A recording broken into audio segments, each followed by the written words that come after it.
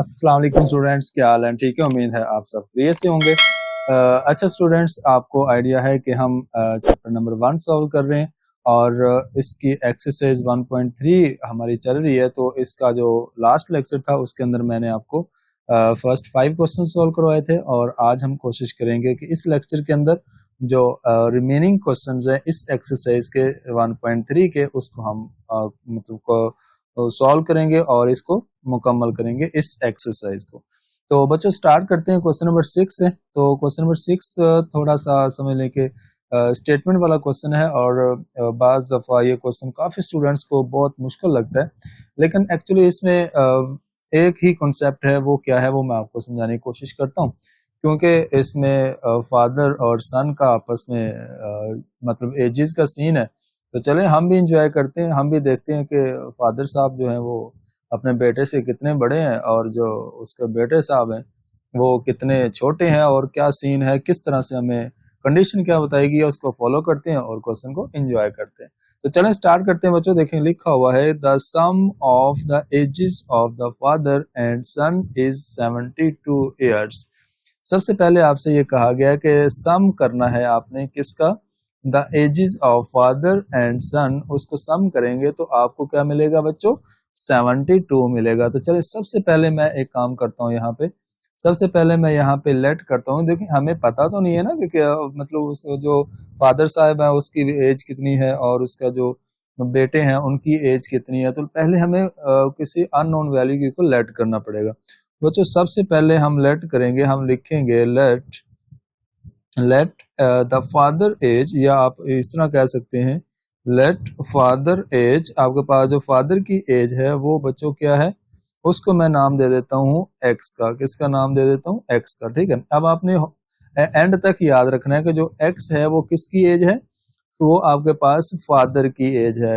जो father as है वो बच्चों मेरे पास एक्स है, हमने उसको एक्स से रिप्रेजेंट कर लिया। तो इसी के साथ हम क्या करते हैं, हम सन की एज भी यहाँ पे हम लेट कर लेते हैं। हम लिखेंगे सन एज।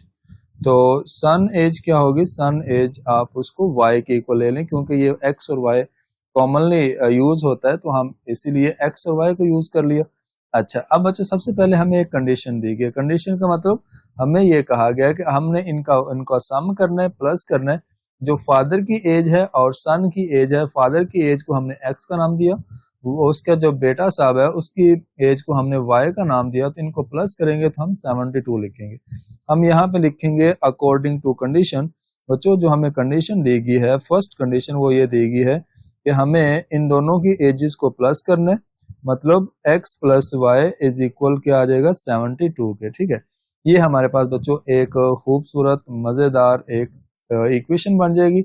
इसको हम 1 का नाम दे देंगे। ठीक है, अच्छा इसके बाद देखें नेक्स्ट एक और ट्विस्ट है क्वेश्चन के अंदर। तो ट्विस्ट क्या है, बहुत मजेदार ट्विस्ट है ये। नेक्स्ट देखिएगा, यहाँ तक हमारी बात कंप्लीट हो गई है।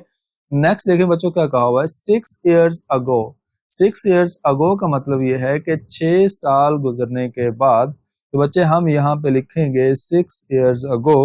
हम यहाँ पे एक खूबसूरत लाइन लिखेंगे, वो ये है कि 6 साल गुजरने के बाद का मतलब 6 ईयर्स अगो का मतलब आपको अब मैंने बता दिया कि आप लेंगे इसका मतलब 6 ईयर्स अगो।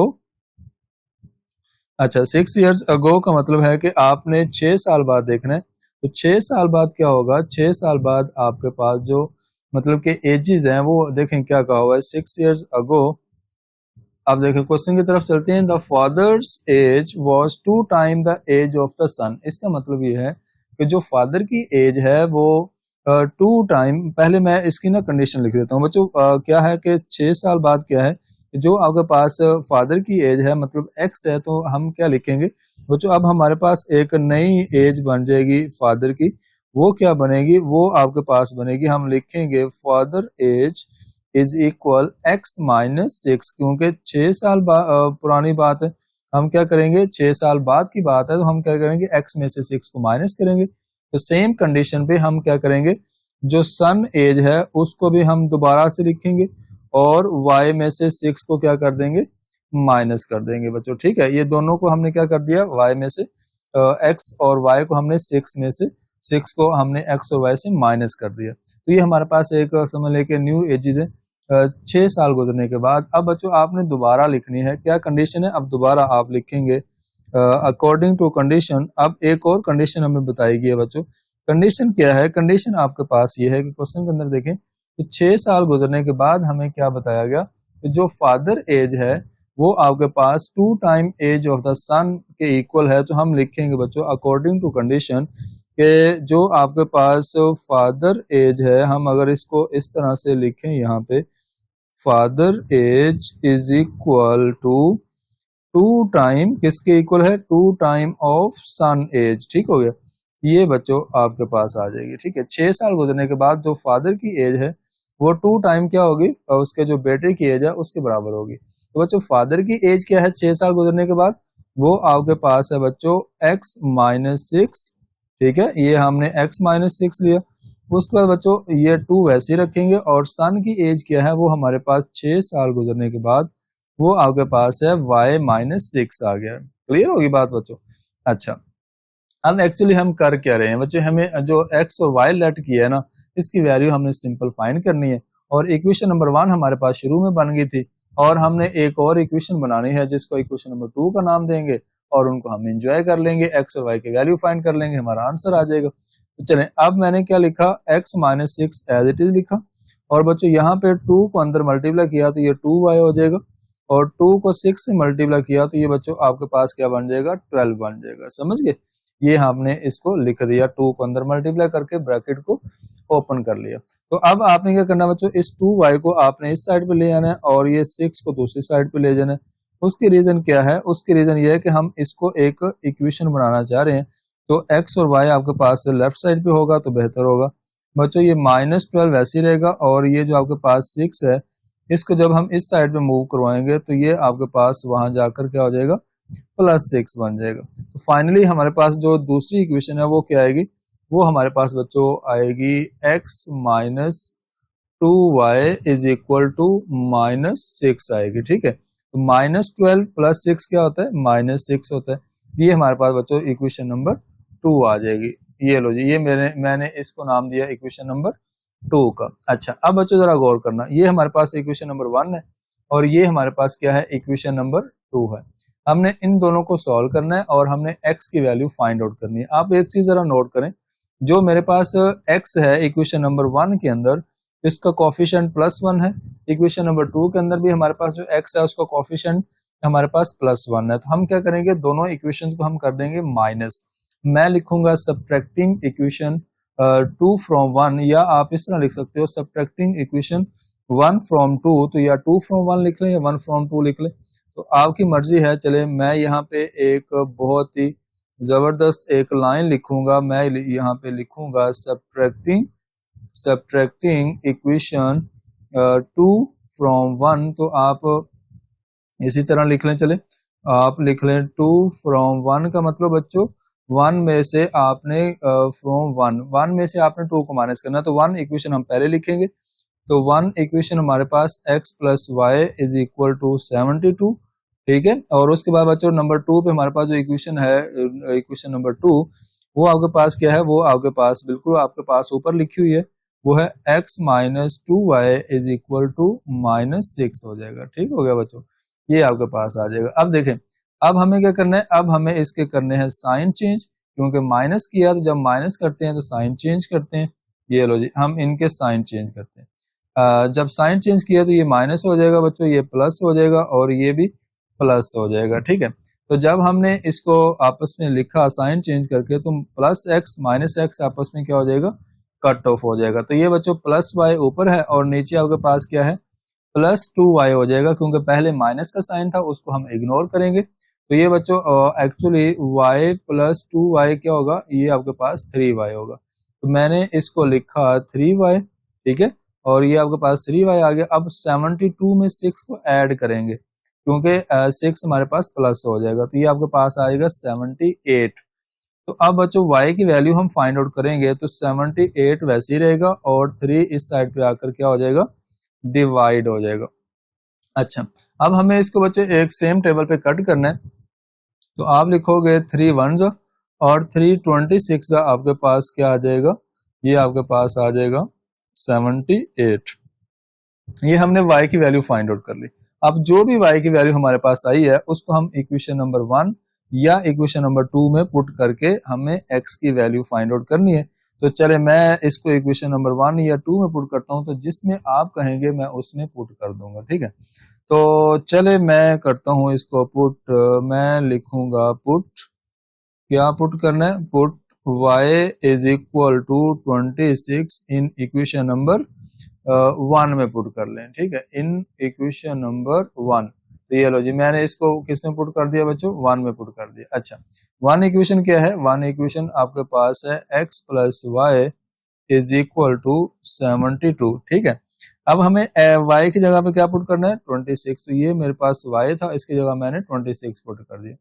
अब बच्चों मेरे पास ये जो 72 है ये वैसे ही रहेगा, और 26 दूसरी साइड पे जाकर क्या हो जाएगा, माइनस हो जाएगा। तो x की वैल्यू क्या आएगी मेरे पास, 72 में से हम 26 को जब करेंगे माइनस, तो ये बच्चों आपको मिलेगा यहाँ पे 46, इसका 46 आंसर आ जाएगा, ठीक है।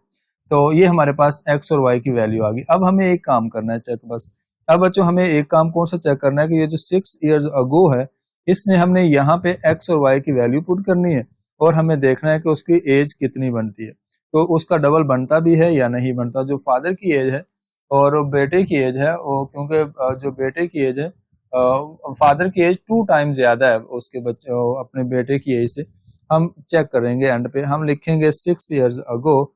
चले हम थोड़ा पेन चेंज करते हैं और हमारे पास इनकी एजेस भी चेंज हो जाएंगी। ये देखें बच्चों, 6 इयर्स अगो हम लिखेंगे 6 इयर्स अगो। अच्छा, क्या है 6 इयर्स अगो, जो बच्चों आपके पास फादर की एज है वो आपके पास मैं चलिए मुकम्मल लिख देता हूँ इसको, father age is equal x minus 6 है। अच्छा, तो अब बच्चे मुझे बताओ कि चले इसके सामने ही पुट कर देते हैं। तो मुझे बताओ कि x की वैल्यू हमने क्या फाइंड आउट की, x की वैल्यू हमने 46 फाइंड की है, ठीक है। और इसमें से हम क्या कर देंगे, -6 वैसे ही कर देंगे। तो 46 में से 6 को माइनस किया तो क्या आएगा, 40 आएगा, ठीक है। चले अब आप बच्चों इसके साथ इसके जो सन है उसकी एज फाइंड करते हैं। बच्चों जो सन एज है वो क्या है, y माइनस 6। बच्चों y की वैल्यू बताइए जरा, क्या फाइंड की है, ये देखो y की वैल्यू आपने फाइंड की है 26, ठीक है। तो आपने क्या लिखा, 26 माइनस 6, ये आपके पास आ गई 20। ये देखो ना, अगर फादर की एज 40 है तो बिल्कुल उसका जो हाफ होगा वो आपके पास क्या होगा, उसके बेटे की एज होगी। मतलब जो उसके बेटे की एज है उसका 2 टाइम आपके पास क्या होगी, उसके वालिद साहब की एज होगी, मोहतरम वालिद साहब की एज होगी। तो लिहाजा ये हमारे पास क्वेश्चन हुआ कंप्लीट। तो उम्मीद है आप सब लोगों को ये सारी बात समझ आ गई होगी, जो कि आपने इसको अच्छे से एंजॉय किया होगा, प्यो पुत्र दी एज सी, ठीक है। अच्छा जी, अब बच्चों नेक्स्ट देखें, नेक्स्ट क्या है। नेक्स्ट हमारे पास एक और क्वेश्चन है जो कि 7 वाला क्वेश्चन है। ये भी थोड़ा स्टेटमेंट वाला क्वेश्चन है। इसमें आपने क्या देखना है, इसमें आपने एक्चुअली प्रॉफिट का फॉर्मूला यूज करना है। कुछ बेसिक्स है, बेसिक्स मैथ्स है यहाँ पे यूज हुई है, तो हम उसको यूज करेंगे। तो क्वेश्चन नंबर 7 में क्या है, Mirha bought a toy for RS1500। मतलब कि एक मिरहा है जो कि एक टॉय खिलौना खरीदती है, कितने का, 1500 रुपए का। तो सबसे पहले मैं यहाँ पे लिख लेता हूँ जो मेरे पास कॉस्ट प्राइस है वो मेरे पास कितनी है, वो मैं यहाँ पे लिख लेता हूँ। इसकी कॉस्ट प्राइस CP, ठीक है, वो मेरे पास कितनी है, वो बच्चों मेरे पास है RS 1500 रुपया, ठीक है। उसके बाद बच्चों क्या है, सोल्ड। सोल्ड का मतलब ये आपके पास सेल प्राइस, सेल प्राइस है। सेल प्राइस कितनी है बच्चों, सेल प्राइस उसके पास है, अल्लाह आपका भला करे, 1520। मतलब कि उसने एक जो खिलौना खरीदा था उसमें से उसने 20 रुपए कमाए हैं, ठीक है। 1500 का खरीदा था और उसको उस 1520 ने उसने परचेज किया, मतलब उसको सेल कर दिया था। अच्छा, सबसे पहले हमें इसकी प्रॉफिट फाइंड करनी है। बच्चों प्रॉफिट कैसे फाइंड होती है, बहुत सिंपल सी बात है, मैंने वैसे प्रॉफिट आपको बता दी है। तो आपने क्या करना है, SP माइनस CP, मतलब कि सेल प्राइस माइनस आपने उसमें से माइनस माइनस कर देना कॉस्ट प्राइस को। तो सेल प्राइस आपके पास बच्चों कितनी है, वो आपके पास है 1520 माइनस कॉस्ट प्राइस कितनी है बच्चों, वो आपके पास है 1500। तो क्या आ जाएगा आंसर, 20 आएगा। मतलब उसको जो प्रॉफिट है वो कितना मिला, 15 रुपए, ठीक है, सॉरी 20 रुपए उसको मिलेगा, यहाँ से प्रॉफिट मिलेगा, बहुत ज्यादा प्रॉफिट नहीं है। चलो खैर कोशिश है, कोई इशू नहीं है, ऐसा ऐसा ही बंदा आगे जाता है, छोटे से बड़े की तरफ जाता है। अच्छा बच्चों, अब आपसे क्वेश्चन में क्या कहा हुआ है, क्वेश्चन में आपसे पूछा गया what was her profit percentage. बच्चों आपने प्रॉफिट परसेंटेज का फार्मूला लगाना है, तो मैं इसको दूसरी साइड पे सॉल्व कर देता हूँ, आप इसके नीचे भी सॉल्व कर सकते हैं। तो मैंने अब इस साइड पे क्या करना है, इस साइड पे मैंने इसकी प्रॉफिट जो प्रॉफिट है, प्रॉफिट परसेंटेज वो फाइंड करनी है। बच्चों क्या है प्रॉफिट परसेंटेज, तो प्रॉफिट परसेंटेज का फार्मूला जरा बता दो। बच्चों ये आपके पास होगा profit over cost price, cost price multiply 100। ठीक हो गया बच्चों, ये आपके पास फार्मूला होता है कॉस्ट प्रॉफिट परसेंटेज का formula, profit over cost price और मल्टीप्लाई 100%। ठीक हो गया बच्चों। चलें अब इनकी वैल्यूज पुट करें। प्रॉफिट हमने क्या फाइंड की, वो बच्चों आपने 20 फाइंड की। उसके बाद कॉस्ट प्राइस कितनी है बच्चों, कॉस्ट प्राइस का मतलब आपने आपके पास जो कॉस्ट प्राइस है वो आपके पास यहाँ पे है 1500 रुपया, जिसकी जितने का उसने खरीदा था, तो वो आपके पास है यहाँ पे 1500 रुपया। ठीक है, मल्टीप्लाई ये आपके पास आ जाएगा मतलब 100% ऐसे ही आ जाएगा। अच्छा अब आप यहाँ पे क्या करेंगे, ये वाली जो दो जीरो हैं इसको आप इन दो जीरो के साथ कट ऑफ कर देंगे, ये लो दो जीरो के साथ दो जीरो कट होगी। अच्छा अब आपने जब बच्चों 20 को 15 पे डिवाइड किया, तो 20 को जब आप 15 पे करेंगे डिवाइड, ये बच्चों आपको मिलेगा 1.33%। ये आपके पास इसका प्रॉफिट आ जाएगा, प्रॉफिट परसेंटेज आ जाएगी। ठीक हो गया बच्चों, ये आपका छोटा सा प्यारा सा नन्हा मुन्ना सा क्वेश्चन था जो आपने बड़े प्यारे अंदाज से खेलते खोलते खिलौनों के साथ हमने एंजॉय कर लिया। ठीक है, तो चलें अब आप बच्चों नेक्स्ट चलते हैं क्वेश्चन नंबर 8 की तरफ। ये क्वेश्चन थोड़ा सा मजेदार है, ये इसमें हम एक फार्मूला यूज करेंगे। कौन सा फार्मूला यूज करेंगे, फार्मूला हमारे पास ये होगा।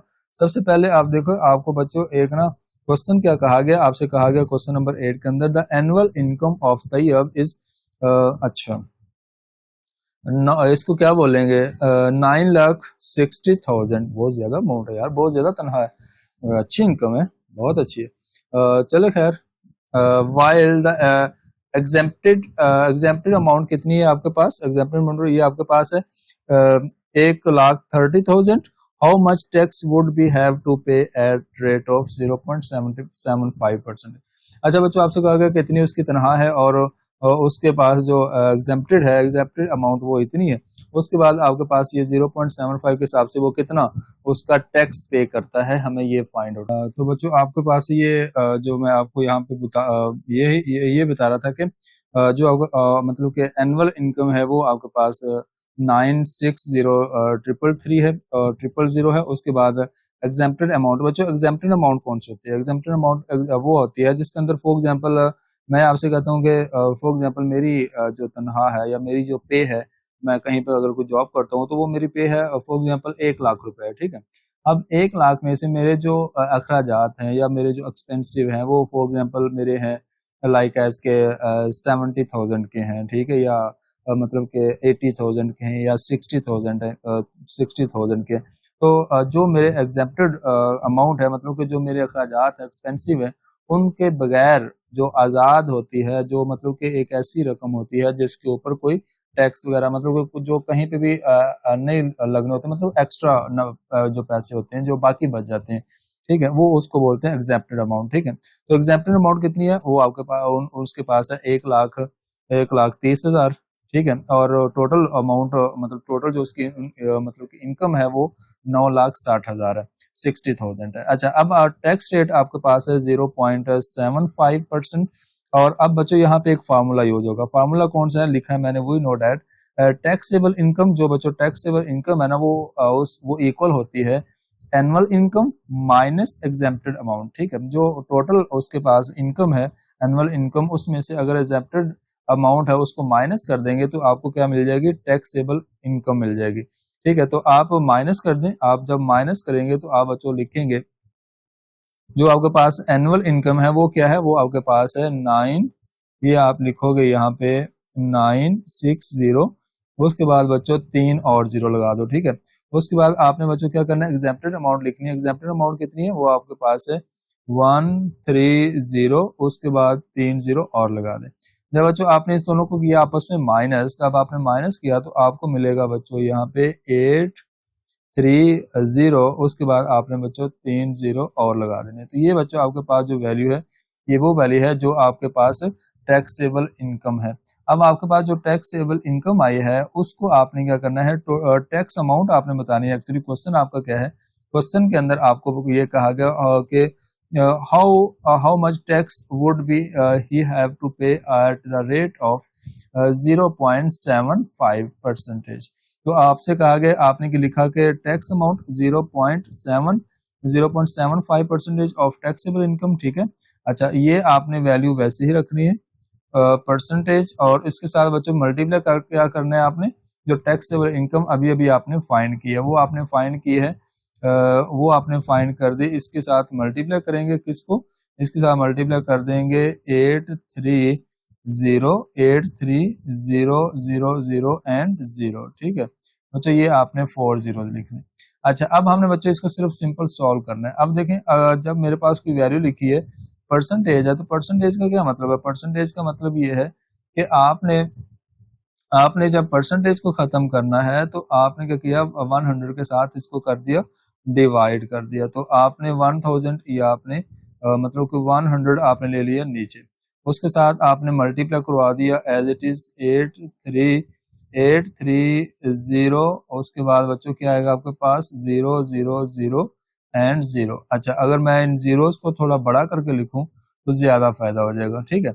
अच्छा, अब बच्चों आपने क्या करना है, 0.75 का क्या मतलब है, 0.75 का मतलब ये है कि अगर मेरे पास ये 0.75 लिखा हुआ है तो इसका क्या मतलब है, मुझे डेसिमल पॉइंट खत्म करना है। तो डेसिमल पॉइंट के बाद आफ्टर डेसिमल पॉइंट आपके पास क्या आ जाएगा, उतना नंबर ऑफ जीरोस आ जाएंगे। तो ये इसका मतलब है आपने जब डेसिमल पॉइंट को खत्म किया तो मैंने यहाँ पे एक 100 और ले लिया, ठीक है।